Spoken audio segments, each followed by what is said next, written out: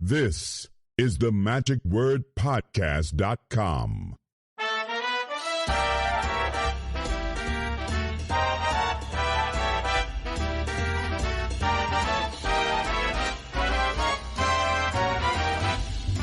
The second full day of the Magic at the Beach is about to begin, and as the contestants are readying in the wings, both close-up and stage, both of which are going to be on the stage here in the Charles Bach Wonders Theater, I've got with me actually one of the competitors who's going to be out here this morning, and he is a longtime listener also, Dale Rabon. Hey, Dale. Hey, Scott, long-time listener, first-time caller. So glad. Yeah, this is the first time, actually, we've had a chance to chat. I mean, we talk over Facebook all the time, seems like. But right. So you are a contestant in the stage, is that right? That is correct. Why did you decide to do stage, or have you competed here before? I have not competed here before. The president of our ring encouraged me to perform, and so I gave in, and here we are. And so, are you doing illusions, or are you doing a talking act? Or? Oh, no.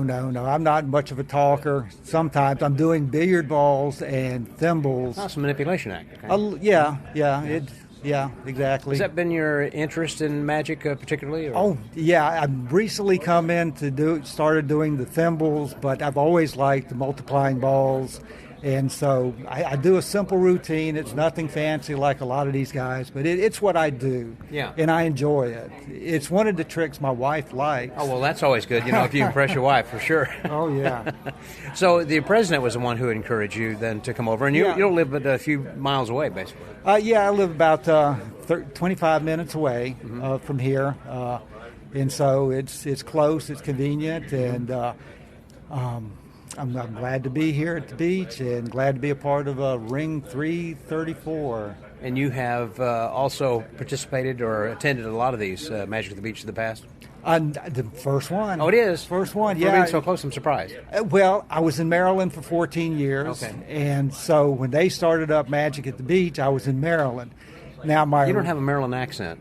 Well, I'm from South Carolina. Oh, there we go. That's what I thought. Raised in the middle of the state in the Columbia area. And moved to Maryland for work. And my former ring in Columbia, South Carolina, we put on the SCAM convention, the South Carolina Association of Magicians. And when that one stopped, they stopped putting that one on, then they started Magic at the Beach. Mm-hmm. And so I wasn't able to come to the Magic at the Beach conventions. Yeah. Because of the distance. And it was always earlier in the year, so coming from Maryland, going through West Virginia and Virginia, you get some snow and ice and stuff, so it made it a little tricky. I understand. Were there some other conventions that you've attended? This isn't your first Magic convention. Oh, no. I've been to the Gatlinburg, the Winter Carnival. My very first convention was Atlanta Harvest. That was just last weekend, I think they had that then, too. Ken Scott's putting it on now. Yeah. I'm sure Scott's doing a great job. It was fun. You remember who was there? First conventions are... oh, my goodness. First, David Roth was there. Not back. Gene Berger. Oh, Eugene Berger, yeah. Eugene Berger was there, and... those are the two I remember the most. Yeah. I can't quite remember anybody else. They made such an impression. Yeah. At the first convention. MAES, I've been to a couple of their conventions. Of course, the SCAM convention. But you encourage other people, obviously, to go to conventions because you've learned a lot from them. Oh, yeah. And the greatest thing I've learned from helping put on a convention is to let somebody else put on a convention. Yeah, that's right. Let somebody else... because it's so appealing at first, let's put on a convention. We can get all these guys and stuff. Yeah. But you don't realize how much work is involved in a convention. Yeah. It's a tremendous amount of work. It seems like you have a small group of people that do all the work. Yeah. At a convention. Well, that's the way I think of it. Most magic clubs are. Yes. Yeah. Exactly. I mean, you've got a small group of people that's willing to put in the work and put on the conventions or put on the meetings and stuff, and everybody else just wants to sit back and enjoy. What's going on. Well, going back for a minute about the contest, that you said this is the first contest, and so you were encouraged by the president to do that. But you've been actively interested in manipulation and other kinds of things in the past, but it's just you. Do you do a lot of shows or something? I do not. I'm basically a hobbyist. When I was in Maryland, I used to participate some in the public shows the ring put on. So up there, it was like every other year I'd perform. Every other year I would be doing spotlight or helping backstage or something. But I like manipulation. I don't think I'm that great at it, but it's something that I like. Yeah. And you don't see a lot of people getting involved in it. I don't think like you used to. Not like it was. I think you're right. Maybe it's just an aging population of magicians or something. Yeah, the young people, I don't know what they're into besides the cardistry, because they don't show up to the meetings and stuff there. Yeah, I think a lot of them are able to get that social fix through social media, basically. Right. So. Yeah. So as to this convention then last evening and yesterday when it got started, was there something that was a highlight from yesterday that comes to mind? I think I really enjoyed the close-up show. Yeah. That was really good. Steve Beam. I was just about to say Steve is awesome. He's Oh, funny. man. Hilarious. The last trick he did, I saw him do it before. That's one of my favorite card tricks. In fact, when I started, joined my first ring, Steve Beam was in the club, and I've always been a fan of Steve. And I finally got to see Dan Harlan. I wanted to see him live. Very good. Was not disappointed at all. Right. And Go-Go, and let's see, who else was on the... John Chirac? Oh, yeah.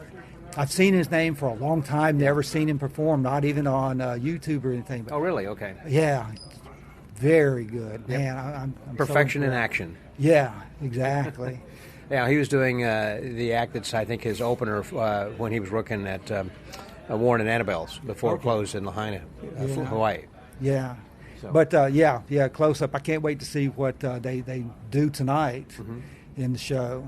And the lectures that are coming up. It's been a long time since I've been to a convention, and I'm happy to be back at one. Yeah, I'm looking forward to hearing Charles Bach's lecture on watch steel. Yeah. I not something I want to do, but it's something I'd like to see somebody talk about.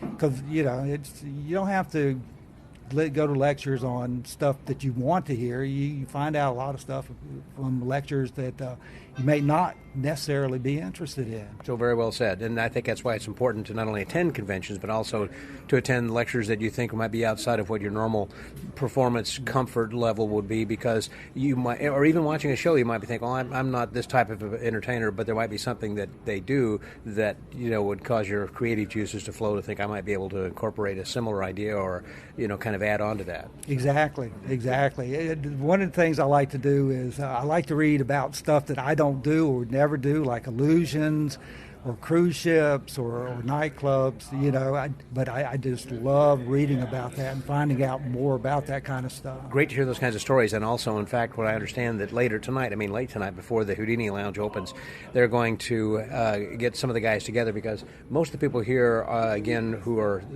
booked as a talent are friends of Charles Bach that he's worked with for a long number of years. So late tonight, they're going to be talking about stories from the road. Right. Yeah. That's my kind of, that's the meat and potatoes I like. I like to hear stories. Yeah. That's what I like about this podcast, because they're about stories. Everybody's life is a little bit different. I always believe that there is a book in everybody, and everyone has an interesting life, and so that's why I want to talk to as many varied people as I can to learn more myself, but then also just to hear these kinds of stories, Oh, I agree. I just love, because I don't have those experiences because I don't perform.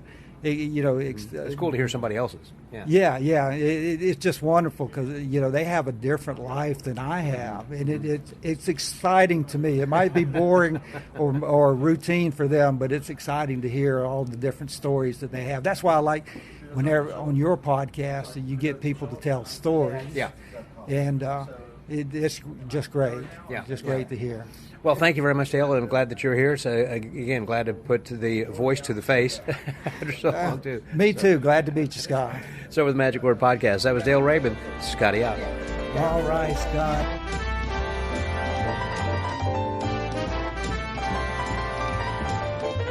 We just finished a lecture by Steve Beam that was really good on cards. Who would have guessed? And it was good, it was funny, and informative, and it was a pretty good crowd. It had most people, I think, in the audience here. And right now I've got with me one of the people who is a performer this weekend, and that's a longtime friend, Eric Buss. Hey, Eric. What's up, Scott? How you doing? I'm doing great. Good to see you. And good to see you. So when I saw you were on the bill, this was great because I don't see you at a lot of conventions. I mean, you're working like the real people most of the time. That's what I say on Facebook anyway, yes. But I'm not at too many conventions these days. Well, everything on Facebook is true, Yes, true. If it's on the internet, it's true. Exactly right. Now, you're here because you're a friend of Charles's, and so let me go back a little bit about where you guys met and how you worked together. Oh, man. Back when we were both in our 20s, I would go to Vegas with John Chirac, and we'd hang out with Greg Fruin and Charles Bach and this whole gang of people as we all worked on our acts. Was that back in the time of like the Caesars Magical Empire? Yeah, it was like the early 90s, mid-90s, the heyday, my favorite decade of Vegas, personally. But yeah, we'd go stay at Charles's house. He had a mansion for being a mid-20-something-year-old. And we'd all crash there and work on our acts and had a blast. And then the older we got, life started happening. Sure. Wives, kids, and all that, traveling. Right. So I haven't seen him in quite a while, and I certainly haven't been to this venue, so I'm very excited to be here for that. So he booked the convention as kind of a reunion for his own friends, which was selfish and awesome. So here we all are. There's a few outsiders here, but that's fine. That's the way I always feel, kind of like that we've come to a party, as an invited guest of Charles Bach, who's got all of his friends who are coming to, congregate. They haven't been together, for such a long time. But so we're friendly. We'll take new friends as well. Even me. Yeah. You are welcome in our group, Scott. And now you live in Los Angeles area, but you're traveling a lot. Have you been doing some cruise ships here of late? I'm bouncing around from cruises. I just finished a fair in Yakima, Washington. I don't like to brag, but I was in Washington for 10 days right after a cruise. After this, I'm going back to Marvin's in Palm Springs. How funny. I was just about to bring that up. If you worked over Jeff's place. Yep. Awesome venue. I did it, March of this year. I'm back mid-November, so I'm really excited about that. That's just kind of up the road from you, isn't it? It's not too far. Two and a half hours. Okay. Yeah, 2 hours. Because Ron Saylor's got another place. Have you worked up at his place? Bakersfield, yep. Yeah. He books like 8 years in advance. I know, he's pretty far, because he just has like one show a month. It's a monthly show, and he's booking all his favorites, which is awesome. And, so I have done Bakersfield, but I don't do it too often. No. Well, nobody does. Once every few years. But yeah, life's good. I'm also trying to balance my family and my wife and kid at home. My kid's playing baseball. I was going to say, your son's going to be, what, 12? 11, yeah. 11, okay. Good memory. He's playing baseball, so I'm kind of bouncing back and forth. And my wife works, so I'm just trying to find the balance, which lately I have found the balance. It's good. That's great. So you get to spend a lot more time than with your family. I'm at home, and then when they get sick of me, I book a gig and leave. And then when they miss good me, for everybody. I come home. Yeah, it works. It's a win-win-win. Everybody all the way around. Now, you just have the one son, is that right? Just Correct. The one child, as I recall. One kid, But it seems like it was only yesterday that she was pregnant, or you were talking about that. We were all in the hotel room with Jeff Williams, and you might remember. God, when was that? Oh, well, obviously over 12 years ago. Yeah. Wow. But anyhow, I just remember discussing that because we were throwing out some names for you to suggest. I forgot about that. Yeah. God, what were some of those names? That was funny. Well, Jesus was one of them. Yeah. God, I forgot about that. That was funny. Yeah. But anyhow, so this is a good convention. A lot of other guys who are here who are friends of Charles Bach then as well. And I just kind of tell the camaraderie. And I'm looking forward to later this evening. There's going to be this thing. It's called Tales from the Road. So I was up with some of you guys there late last night and hearing some of the tales that I've been left out on. It's like, oh my gosh, this sounded like it was so much fun. So I know there's some things you can tell, some that you can't. So it's a nice evening. Well, I haven't come up with a story yet. I have plenty of horrible failure stories. Well, they'll come to you, I guess, kind of like a joke. So that reminds me. Yeah. And I think it's like an open mic. So I haven't been asked to do it or signed up or anything. But I guess if it's just an open mic, you can kind of just go tell your story. I think Carrie Pollack is kind of emceeing it. Moderating, yeah. Yeah, well, I'll have to come up with one of my many, many, many horrible bombing, I am horrible stories, and I have plenty. Well, those are always good to hear because I think that's what people like to kind of learn from their mistakes about how that they can improve in the future and everything then as Absolutely. Well. So have you been talking about doing something in Las Vegas of late? No. Okay. No, I like Vegas, but as I said, I liked it in the 90s, and it's constantly changing, which change is good. It's extremely expensive, and unless I'm there for Magic Live or something, I don't go. I wish they had gigs where they would rotate magicians. That would be wonderful to go there for a few, a week at a time. But they don't, and no, I don't want to live there. We're not going to move there. I'm not going to spend half the year there. Yeah. So unless it's a gig that books me for a week at a time, I don't care. I thought about moving out there, but the issue is I'm afraid of water. There's not going to be as much water, and how many more years have you actually got left before the lights dim? Implode, right? Yeah, I love the town, but it's also very difficult, and I love L.A. I love L.A. too, except for the traffic. Well, a lot of people don't love L.A., but yes, I still... Depends on what your commute is. Still love it, yeah, exactly. Now, one last thing, and then I'll let you go, and this is because I had asked you this question last night, and I know some listeners are interested as well, because they knew that during COVID that you were building tree houses. And since then, obviously, you're doing your regular job then again, so are you building anything now? Or? I haven't built one since July 2021, which was the end of the treehouse era.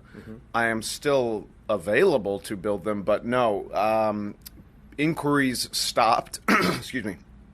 I wanted to travel more. I've gotten a few people that are interested, and it's extremely difficult to plan, being home and building versus taking a cruise or a gig that comes up or something. And I don't want to start one and then be gone for 3 weeks and then have to come back and finish it. Right.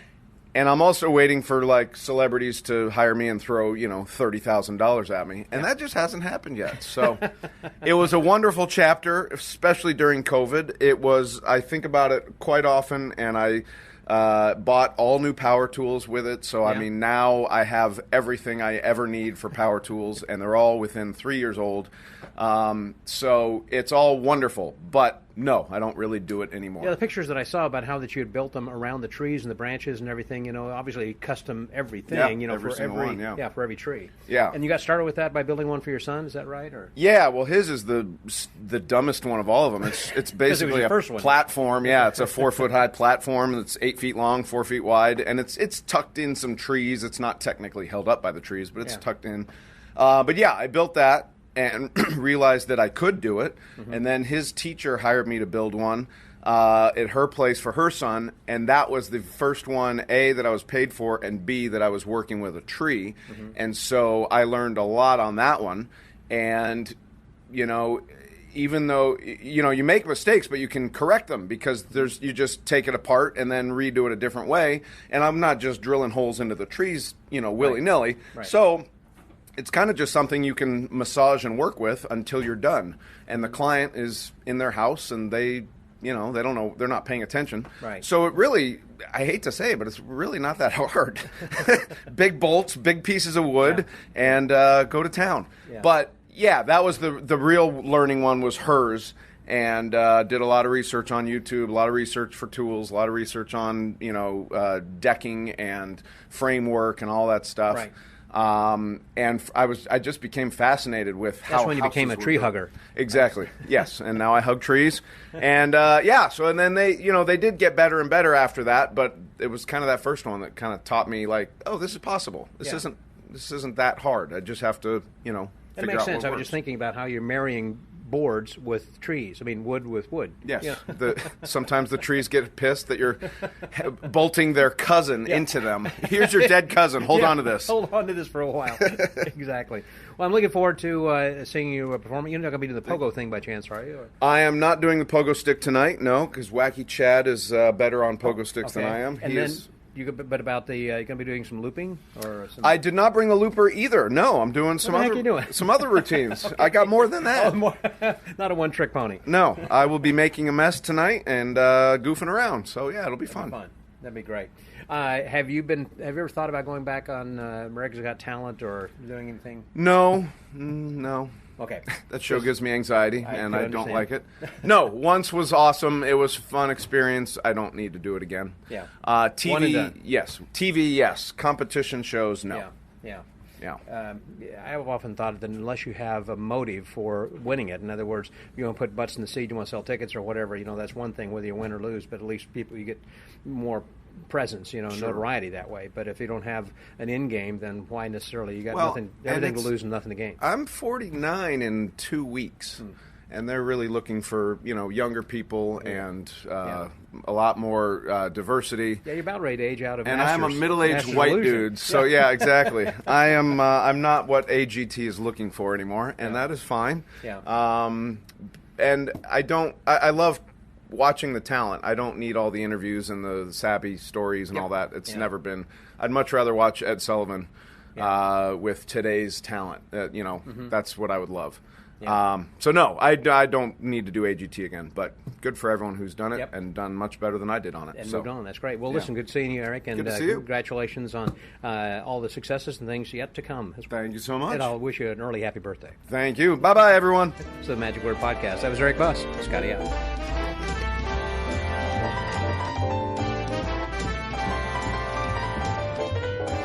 We're now in the dealer's room, which is over in Dave & Buster's, and quite literally 25 steps away from the front door of the Wonders Theater. And it's lunch hour right now, and so some people have gone to lunch, some people have come over to the dealer's room. It looks like we've got about a dozen dealers or so in here, and one of the first people, as you walk in the door, can't miss him, my friend and yours, Pattrick Przysiecki. Hey there, Pattrick. Hey, Scott. Hey, thanks for stopping by. You're welcome. How can I avoid it? I mean, you got the best mats right here, and, of course, you're right at the front door. You got the prime position. People coming and going. Luck of the draw, I guess. That's right. Yeah. That's right. So what's new in the mat world? New in the mat world, we're still working on our trifold mats. A lot of things we're doing now are custom jobs. Mm-hmm. People want certain things built into the mat. Oh, you mean like electronics or magnets? Or? Well, we have spots for electronics, magnets, coin slides. Oh. I always think of that as being like a heavier table kind of a thing, but you actually can make. No, we've incorporated a lot. I just do a lot of custom work. Someone just bought an oval table, sent me a pattern. We free cut it with embroidery. Looks really nice. And one of the things that we talked about, I think, before was you've been doing embroidering for a little while, but then you've got like this other new process of putting color on top of the mats. Yeah, we can do it's called dye sublimation. That's what I was thinking. And that's done with our lighter colored spectrum mats. But you can get your artwork if it's real busy, if it's got a lot of detail in it. Sometimes printing is the way to go. Mm-hmm. And there's no setup fee. Sometimes there is, but you're actually just printing on a mat. Yeah, we have a special printer with special ink, and you take your picture, and it prints it out backwards, and you put it on with a heat press, and it heats up to 400 degrees Fahrenheit, and then the ink becomes a gas, and it gets infused in the fibers of the material. Mm-hmm. So there's no running of ink or anything. It's pretty clean, and it gets pretty sharp. And it doesn't really come out or get dull or crack, I mean, after you've been rolling the mat and carrying it around for a while? No, it's part of the fibers, so it's not like a silk screen. That's what I was going to say. It's not like a silk screen. Now, I was talking with you yesterday about when you get creases in mats, and you said you might be putting together a video on how to get these out. What do you recommend? Yeah, the crease in the mat is usually the foam getting pinched. So there's a way with hot water and steam and friction you can get those out of your mat. And we're putting on some videos on our website to actually walk you through it, show you how to do it with our mats or anyone else's. Every once in a while, they're beyond repair, so you just got to get a new one, like anything else. Well, the reason I was asking you yesterday, as I had said, I just was in the process of moving, and the movers took my mat and they folded it like 2 or 3 times instead of rolling it. So I've got these creases down the middle of one of my big professional mats, that you'd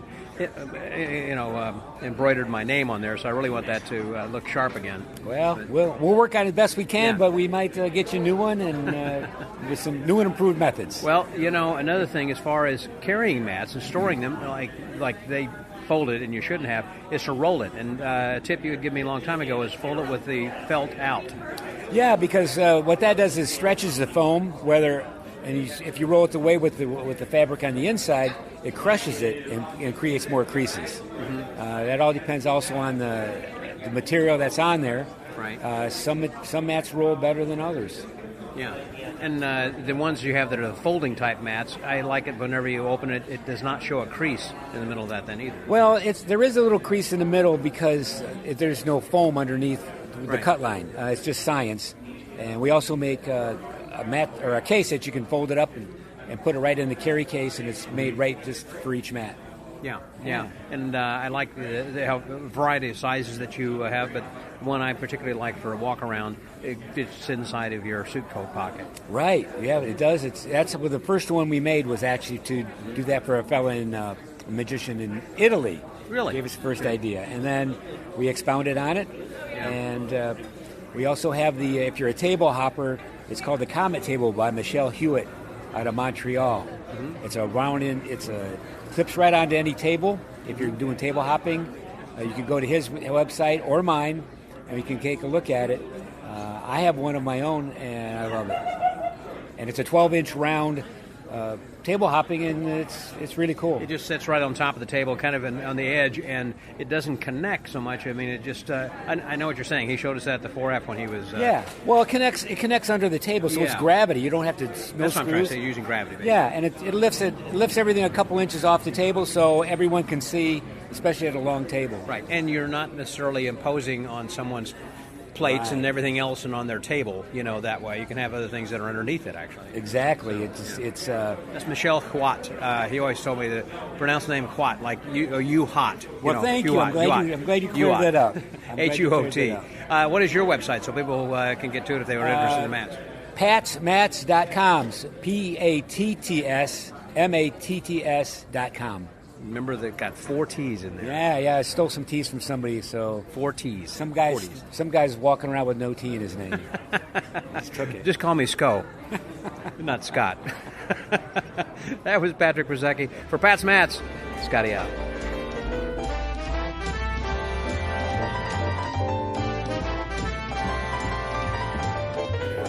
So, we talked earlier with Dale Rabon, who was a contestant in this morning's stage contest.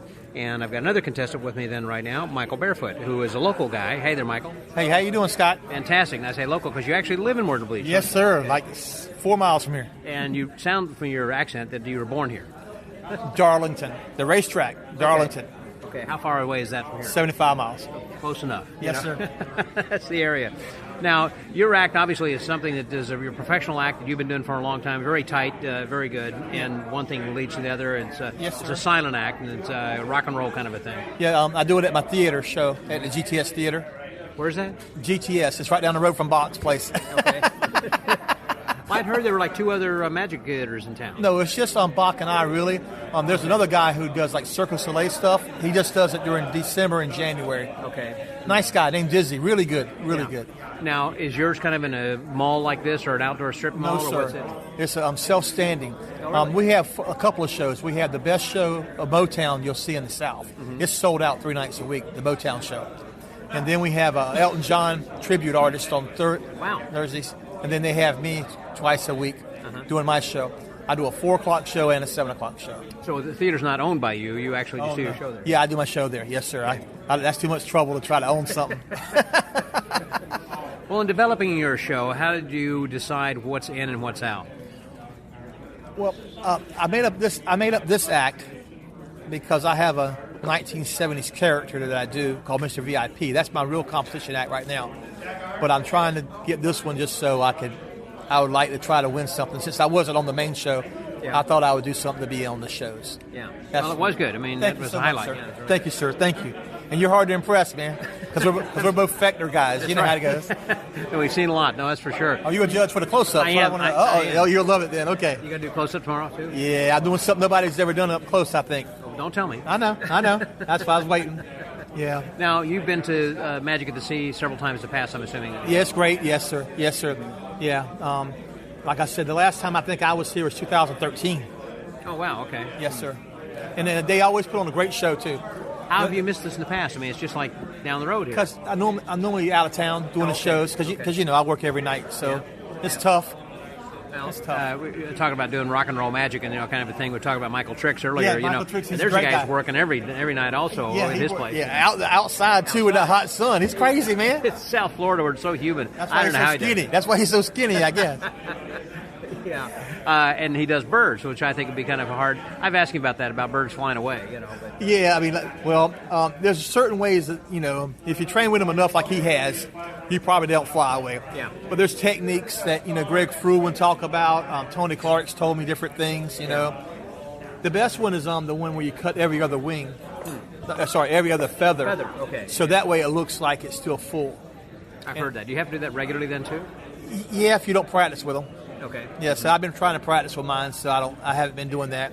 I was happy they didn't fly away, because I remember at Nationals one time when they flew away, and they never done that before, and they said, well, next time it happens, just tell the guy to hit pause.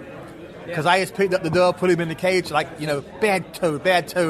And they said you can't do that to animals. So, so now if a bird flies away, stop the music, pick him up, and show that you care, and then it helps out a lot.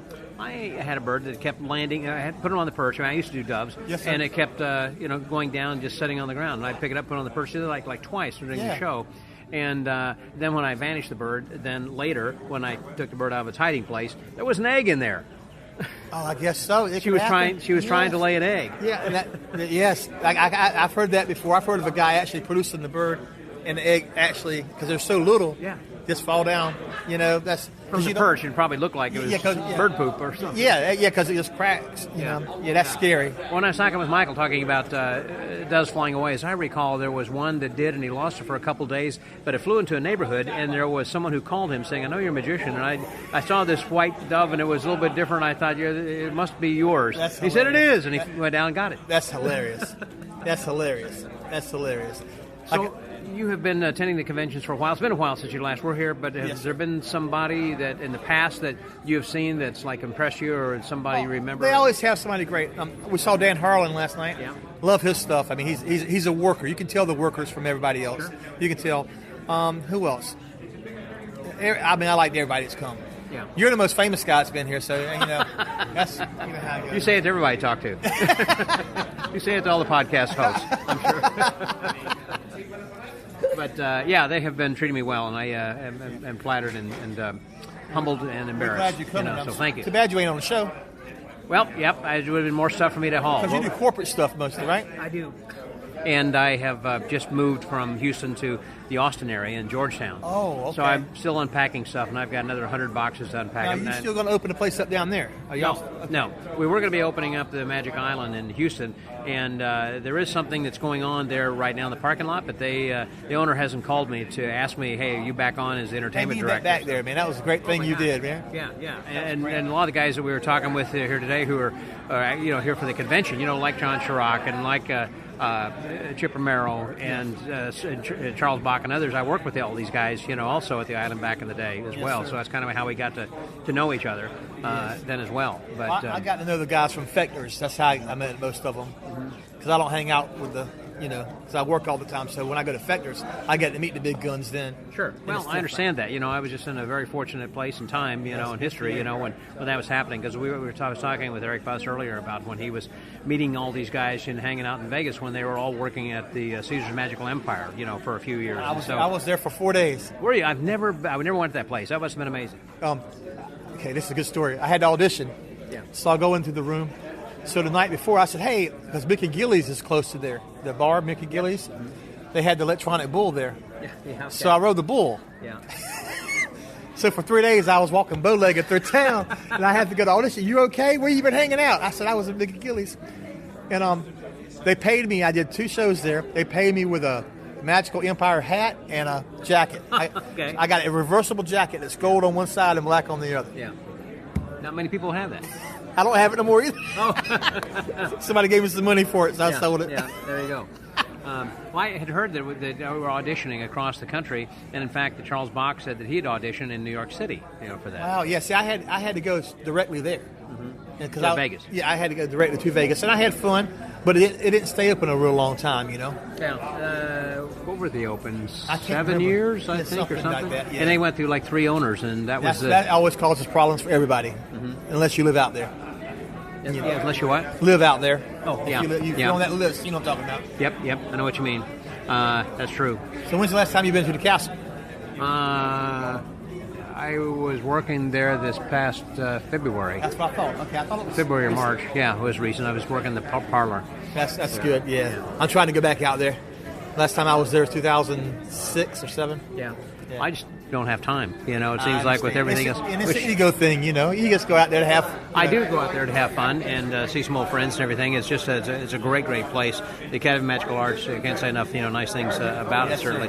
But the when I was performing there, that's the first time in 40 years that I actually had performed in the parlor, because I always worked the close-up gallery. But back in '83, I had worked the parlor with my wife, and I hadn't been back because again I worked the close-up, and so I was talking to Jack Goldfinger about that and said I'd love to get back. So Jack, I said, hey, tell me you need a redneck in there every now and then. They go, we don't need that style of magic right now. That's what I always say. What kind of style of magic you need? That's what I need. I'll change. Yeah. Do you need me with a mustache or without? That's it. Yes, my hair too long, too short. What can I do? That's it. Yes, sir. Well, Michael, good talking to you. You too, sir. Okay. It's always a pleasure. And you are the man. So for the magic, the podfather of magic. There That's we go. it. For the Magic Word Podcast. That's Michael Bairfoot. Scotty out. Thank you, Scott.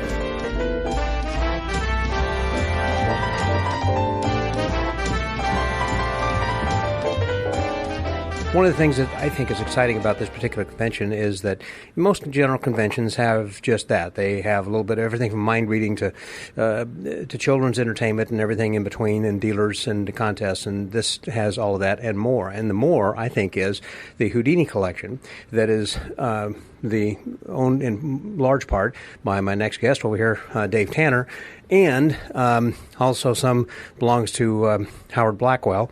But we're going to get into that here in just a moment. But the fact is that we have this Houdini lounge, if you will, that has been created up on the second floor of Charles Bach's Wonders Theater, so that whenever that we have the cocktail hour, we can kind of stroll through there and take some pictures and actually get up close and personal to some real, true Houdini stuff. It's really super cool.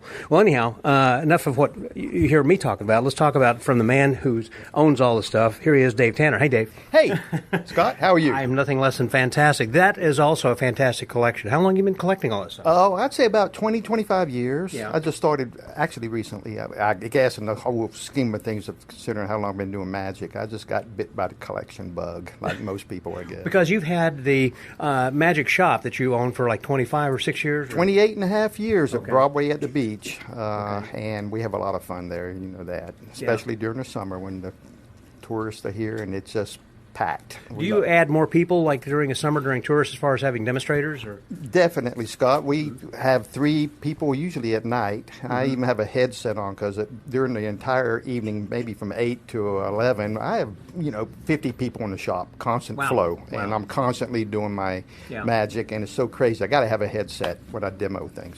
Now, do you have a few things that are actually popular, I guess, with newbies? Like a Svengali deck, or what do you... Of course. We have the Svengali deck. We actually also have the sponge balls, is pretty popular. I guess whatever we demo for that particular year sells, and we vary it up a little bit. But most of the times I'm thinking about what I'm having for supper that night when I'm doing the demos. I do them so much. That's right. Go to sleep with those sponge balls in your mind. I'm sure it's difficult. Well, then after you had that for a little while, then at some point you must have come about some piece of Houdiniania that you decided this is kind of cool, and once you get one, you can't stop. Exactly. I actually got my first Houdini item from my mentor, Mr. Reese Hart. He was Dr. Reese Hart. He actually worked with Houdini when he was 8 years old. He got called up onto the pier out in New Jersey somewhere, and he collected a couple of artifacts from Houdini, and he actually gave them to me just before he passed away, and that kind of got me started with it. Man, yeah, not only an interest, but also get you started so this way that you didn't have a big investment to begin with. But then once you did, you probably realized, oh man, what am I getting into? Oh yeah. It was an original Houdini photo, an actual duck production, which Houdini used in his shows, and I'm not quite sure where he acquired it, but I have it out on display here. But it's like a duck bucket or what? No, it's actually based on a black art principle with almost like 2 side panels, and it's got a black art bag built into it at a 45-degree angle where the duck hides. In today's audience, I don't think it would fool a lot of people. This is more or less geared for big stages with thousands of people out there. But it's interesting to have. Well, sure. Times and things have changed. Certainly in Houdini's day, whenever that he'd be behind the curtain for 20 minutes, just kind of, he would already be released, and people are just sitting, waiting breathless for him to get out. Exactly. If we can get him to wait 20 seconds, that'd be great now. Yeah. Sure. Yeah. So after that, then did you start getting involved in the Houdini world or collecting, or how did you start seeking out your next purchase? Well, it just was a gradual thing. I would see something pop up in the journals and magic magazines, and I'd say, hey, I'm going to fly out there to bid on his magic wand in New York. Or when Sid Radner collection came up, I was in that also, and that was a great day. A lot of guys that are here today were at that collection. Yeah, I think this Chip convention. was there. Chip was there. Yeah, and I'm sure a few others, but... Yeah. Now, I always like to talk with people who have big collections of anything about understanding that it's like trying to choose your favorite child, but do you have a favorite object? I love his magic wand. It was given, it was up for bid in New York maybe about 15 years ago at one of the collections of a gentleman, and this one was given to him in 1920 or 21 when they elected him president of the London Magic Club. And it's beautiful. It's out there. It's got solid silver tips. I'm not sure what kind of wood. It looks like an African oak, and it's got a plaque on it that actually says presented to Harry Houdini when he became president. And several years later, I found one of the original photos of that banquet. He's standing up, and I put them together. Yeah. And it looks pretty cool. But wow, that is pretty darn cool. Now, I know also, like most collections, it seems, it's hard to say have been going up in price, but not necessarily. I was thinking about, let's say, baseball cards. They had a peak, and then you can hardly give them away anymore, But Houdini continues to grow. Yes, it's tough to get. I also collect other artifacts from other magicians, but Houdini, nobody wants to give up the Houdini stuff, though. Well, obviously, obvious reasons, yeah. Even just trying to find one of his autographs, it's very expensive anymore. When I remember, back in the early 80s, there was, it was a store in the mall where it was an autograph store, like baseball players and whatnot, and there was one of Houdini, and it was for sale for $75. And I had a picture of him and then his signature, and I thought, $75, I don't know if I really want to do that. Of course, now. Several thousand, I'm sure. Yeah. Well, that's the thing, is that Houdini apparently had signed so many things. He used to sign the receipts at the magic shop where he worked, and he gave them freely to everybody and all the books and everything. So it seems like that it should have a lower value because it's not so rare that he signed something, Right. And I always consider myself, people say, what are you going to do with that stuff? I'm just a caretaker.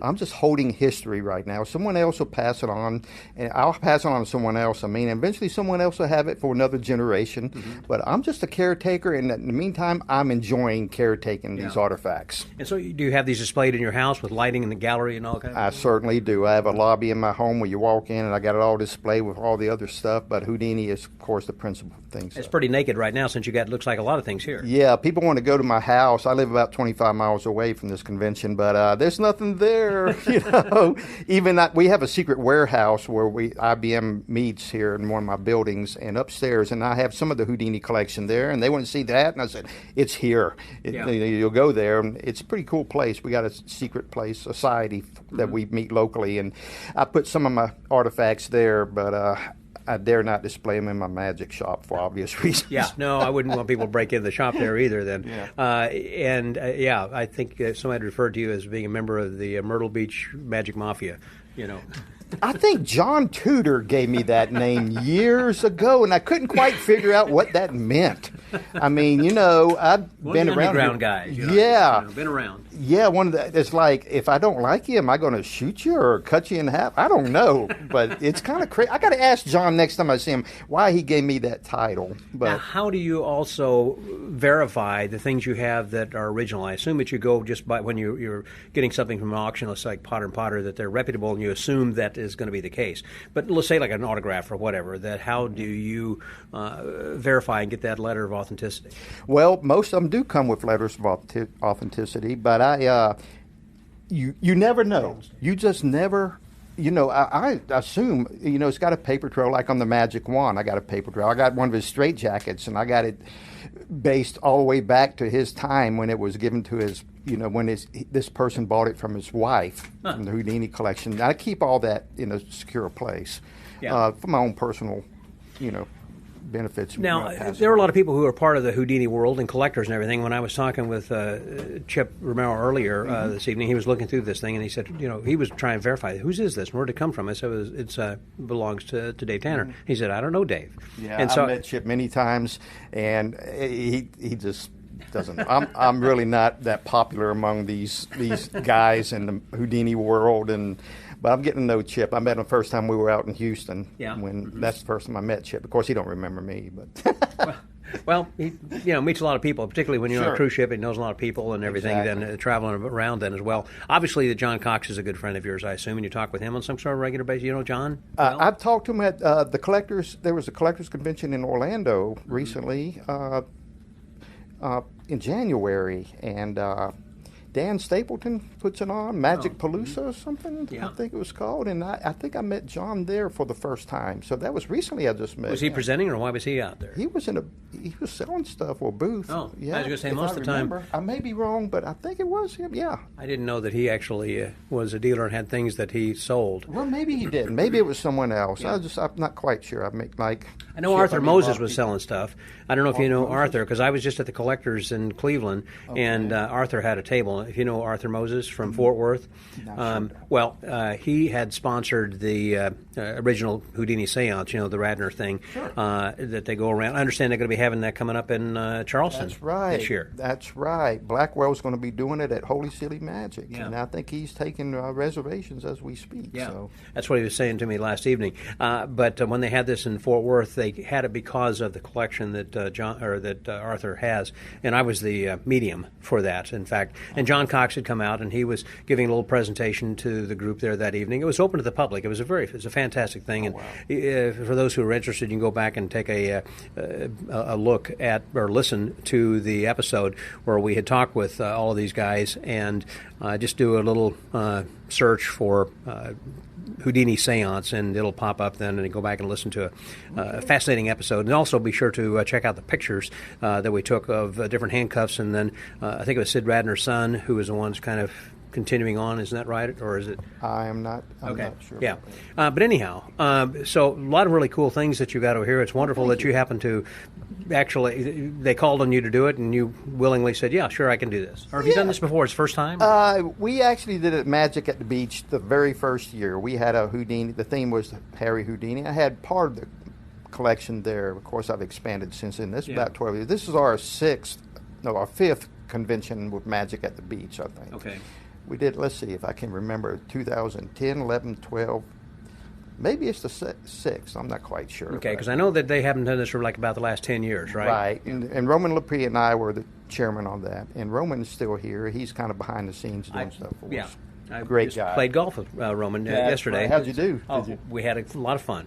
Yeah. I usually shoot a 75, but that's only in the first 9. Heard that Well, joke, you I'm would have been sure. fine then with our group, then yesterday. Yeah, Roman's a great guy, one of the smartest businessmen I know. I don't know him since he was 14 years old. You're not the first person that has told me that. He is very talented. Got a photographic memory. Maybe people don't know that, but he does. He really does. Interesting. Well, again, really cool stuff that you've got out there. And again, Howard had brought some things to complement that then as well. And it's I'd just like cool. to thank Howard for doing that. He's got some needles and everything else out there. A couple of the magic ones from Houdini's house, and I've already thanked him, but I need to thank him publicly in one of these shows right before the show, if I can remember. So The poster you got out there of Houdini, that is that like a 2-sheet, or what size is that? Do you know about?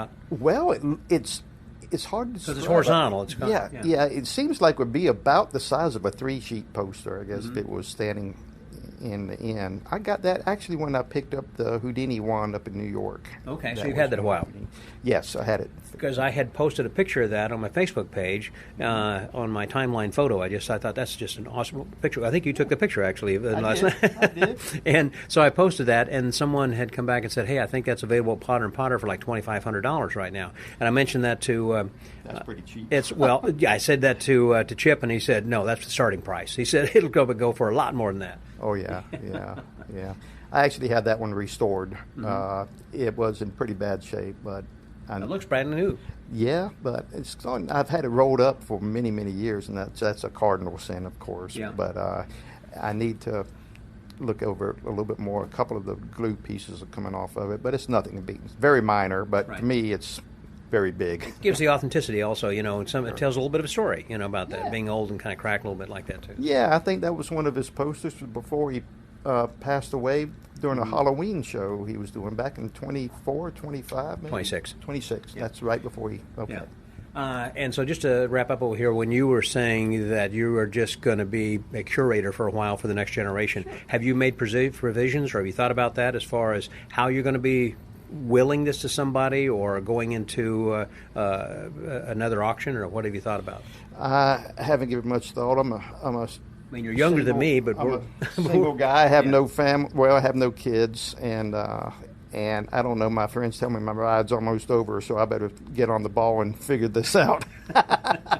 It's hard to do, and time goes so fast. And it's funny because the same guy that said my ride's almost over, we went into kindergarten together, so that's obviously he's my same His is age. too. Yeah. So I'm not sure what's going to. Hopefully, I have a lot more time to think about it. But you're right; it brings up a point. I better start thinking soon. Yeah. Yeah. My ride's almost over. Well, I just I made a big move myself, and it's been an easy move yet a difficult move because I'm downsizing and I don't know what to get rid of and how to get rid of it and what to do with it. I just didn't want to burden my kids with it after I'm gone, you know. Oh, okay. So. Well, heck, enjoy it. You still got plenty of I years. do. Oh, well, I do. Yeah. I'm a young guy. Dave, thanks very much. I appreciate your time, and I appreciate you bringing all this really cool stuff. And thank you for coming to Magic at the Beach. I'm having a great time. This is everyone. I mean, there's Southern hospitality is shining bright here. Yeah. We like to have a good time. We like to learn a lot of things here, but we also like to have fun and the after hours and all. So. Boy, yeah, I don't know when I'm going to get sleep. Me neither. It's been great. So, with the Magic Word Podcast, that was Dave Tanner. Scotty out.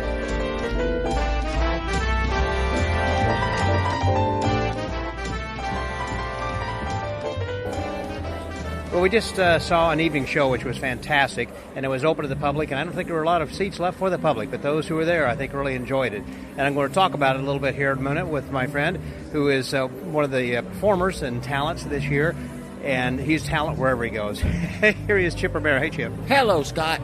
Always good to see you, man. So good what do you think about this too. evening show? Oh, it was wonderful. Yeah. It was wonderful. I know some people have not seen Kerry Pollack before, and he was in his prime condition, it looked like tonight, as a comedian. And absolutely. I liked this bird. Yeah, that Bonesy the bird was funny. I liked the bird. It was funny. Let's see, Wacky Chad did pogo stick jumping around and street stuff. Yes, and Eric and Eric Buss. and whatever, ask me questions. Whatever. But you enjoyed the show. Of course I did. So now I know that you're going to be here talking about some of your collection, Doug Henning collection, is that right? I'm here to do the lecture I did at FISM. But you said you got some new stuff since then. I always add to it. I know. I'm working on it at least, I don't know, not in the last month, but like every other month, I always revisit it because I'm always getting new pictures and stuff. Sure. The newest acquisition, and I want to thank David Ben for this, is the negative to the Time magazine collage, which I talk about in the lecture. Yeah, I remember that. And so now having that negative, that means I'll be able to put it in the book. Okay. So I'm really happy about that. Do you have photos of that you're going to put like in a... I don't, because the negative is not with me yet. It is Okay. it is in shipment because I just finished 20 shows at the Magic Castle. Oh, that's right. You and John Schrock just got back. John Schrock and Mary invited me, and we did 20 shows. We rocked the castle. We were exhausted. Yeah. And then I flew home, and then the next day I jumped in the car and drove 14 hours and 37 minutes because I had to bring Doug's Zigzag and Doug's Girl on Three Swords for my talk. Yeah. So I'm still tired.